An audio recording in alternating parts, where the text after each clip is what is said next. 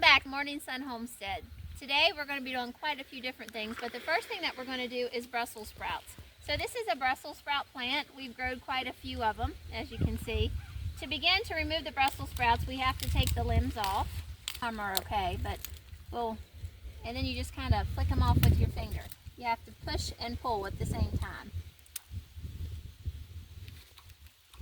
And we just put them in a bucket. We're going to harvest all these and then we'll work on getting them blanched and froze. Since we've harvested the Brussels sprouts, now we have to clean them. And you have a lot of waste when you have those, but you cut the end off and there might be some leaves that's got to be pulled off.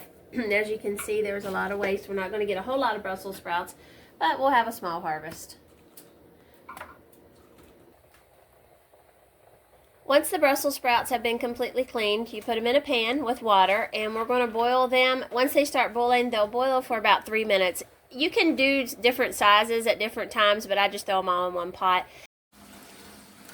They have blanched. You can see how much greener they are now. So to stop the cooking, we're going to take them over here. We strain them in a strainer. And this is a sink full of cold water. We'll quickly put that in there. And that just stops the cooking process so that they're not going to keep cooking through. And we will put them on a tray with some parchment paper underneath, a big flat cookie sheet, and put them in the freezer to individually freeze them rather than them being in a ball in a bag.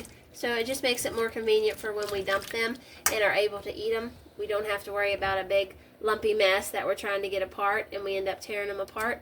So we just freeze them individually and then it's easier to cook them with. Frozen individually. As you can see, they're not stuck together. We will now put them in vacuum sealing bags and vacuum seal them, and they'll go right into the freezer, and they'll need to be used within a year so they don't get a taste.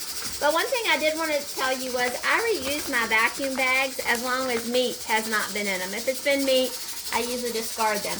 But as long as we cut these with scissors and we cut them very neat across the top and don't have any haggled edges, it will work again and again and again until the bag finally gets too short that we can't use it anymore.